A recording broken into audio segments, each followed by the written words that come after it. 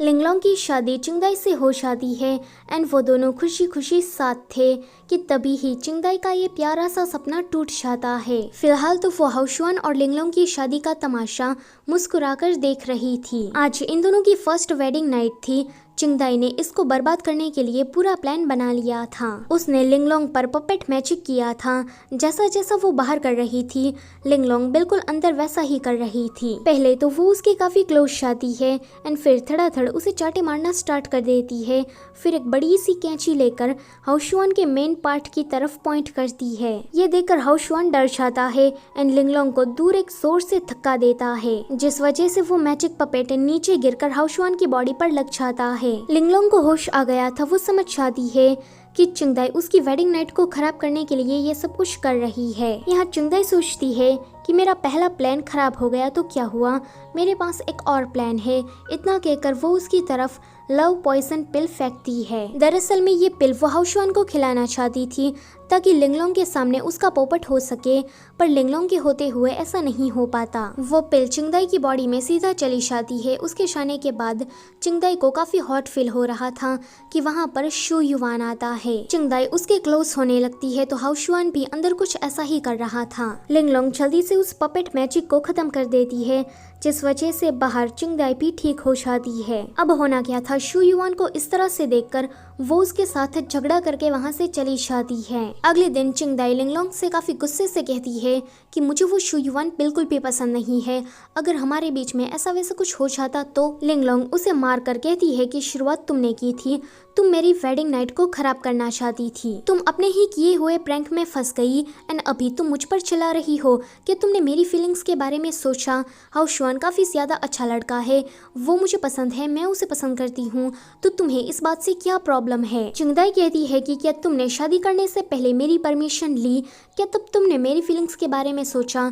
तो लिंगलोंग कहती है कि अगर तुम्हें इस बात से कोई ऑब्जेक्शन है तो पहाड़ों पर वापस जा सकती हो। चिंगदाई एकदम से मासूम सी शक्ल बनाकर कहती है कि नहीं तो मुझे कोई ऑब्जेक्शन नहीं है। कि तभी ही वहाँ पर शू युवान काफी गुस्से से आता है। दिखने से लग रहा था कि आज तो वो चिंगदाई को घर से बाहर निकाल ही देगा, पर तभी ही वो घुटनों के बल गिरकर कहता है कि सिस्टर लिंगलोंग, मैं इसकी जिम्मेदारी लेने के लिए तैयार हूँ। चिंगदाई कहती है कि तुम कहना क्या चाहते हो।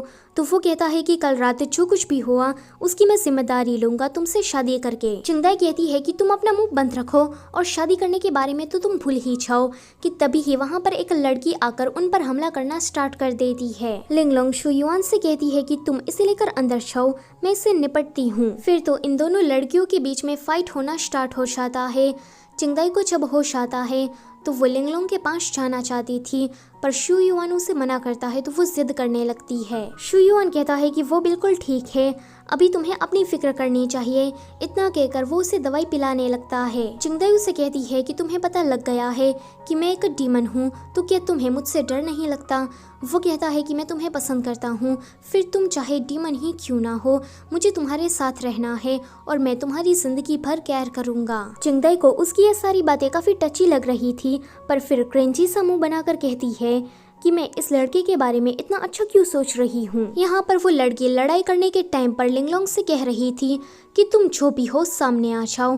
उन दोनों की लड़ने की आवाज सुनकर हाउशुआन भी बाहर आ जाता है। वो उस लड़की को देखकर कहता है कि मास्टर आप आ गई, ये मेरी वाइफ है, कोई डीमन नहीं, तो प्लीज आप इसे लड़ना बंद कर दीजिए। पर उसकी मास्टर लिंगलोंग पर डीमन कैचिंग स्वॉर्ड से हमला करती है, जिस वजह से लिंगलोंग अपने असली फॉर्म में आती है। वो कहती है कि मैं यहाँ पर अपना सच्चा प्यार ढूंढने आई थी, क्या अब मैं इतना भी डिजर्व नहीं करती।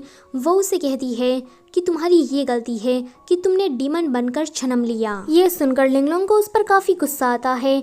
वो अपनी पावर को एक्टिवेट करती है, पर जो डीमन कैचिंग स्वॉर्ड थी वो उसकी टेक्निक को नलिफाई कर देती है। इतना ही नहीं, वो तो लिंगलोंग की पावर खत्म करके उसे कमजोर भी कर रही थी। हाउशुआन आकर कहता है कि प्लीज आप मेरी वाइफ को मत मारिए, अगर वो डीमन भी है फिर भी वो बहुत ही ज्यादा अच्छी है, वो लोगों को नुकसान नहीं पहुंचाती। उसकी मास्टर कहती है कि तुम श्योर हो कि ये कोई बुरी डीमन नहीं है, क्योंकि इविल स्पिरिट हमेशा ही चालाक होते हैं, हमें उन पर दया नहीं दिखानी चाहिए। हाउशुआन कहता है कि इसकी जिम्मेदारी मैं लूँगा। मेरी वाइफ बहुत ही ज़्यादा अच्छी है, वो सबकी मदद करती है। अगर इसने कुछ भी बुरा किया तो उसकी जिम्मेदारी मैं लूँगा। आप इसके बिहाफ में मुझे सज़ा दे सकती है। वो यहाँ पर उसे काफ़ी रिक्वेस्ट कर रहा था, इस पर मास्टर मान जाती है। उसी टाइम पर पिंजरे से एक एविल स्पिरिट जो कि गुम्मी हो गई थी वो आज़ाद हो जाती है। गुम्मी हो आते ही सीधा लिंगलोंग के कमरे में जाता है।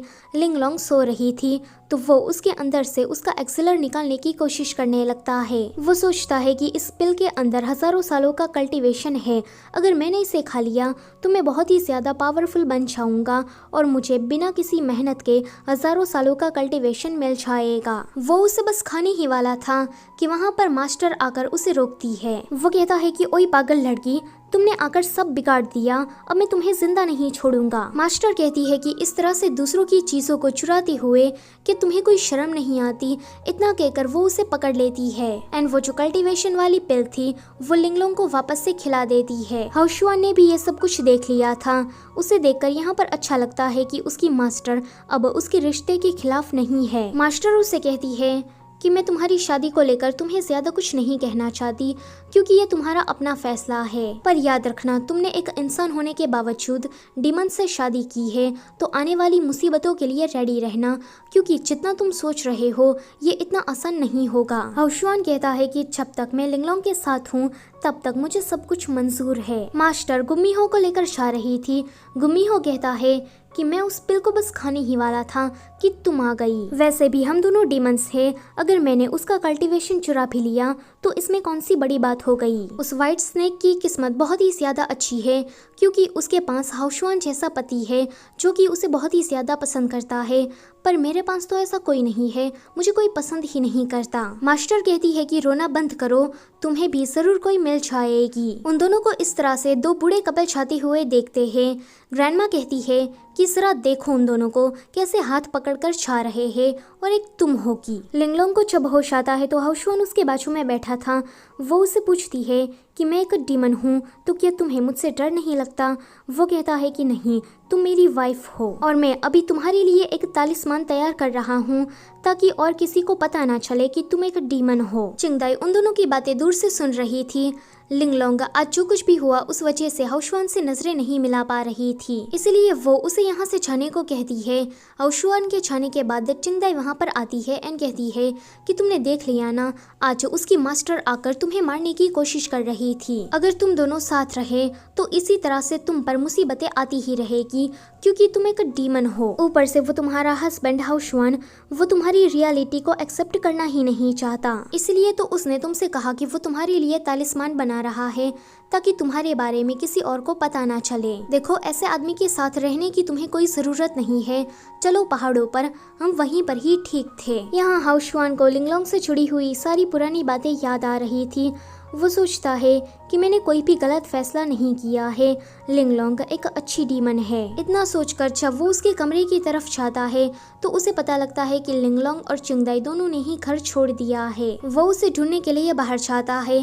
काफी देर के बाद वो अपसेट होकर बैठा ही था कि उसके सामने लिंगलोंग आती है। वो उसे कहती है कि तुमने इतने दिनों तक मेरा ध्यान रखा, इसके लिए थैंक यू, पर अब मुझे यहाँ से जाना होगा। हाउशुआन कहता है कि ये मेरी गलती है, प्लीज मत जाओ, मैंने ही तुम पर ट्रिक्स किए, तुम पर शक किया।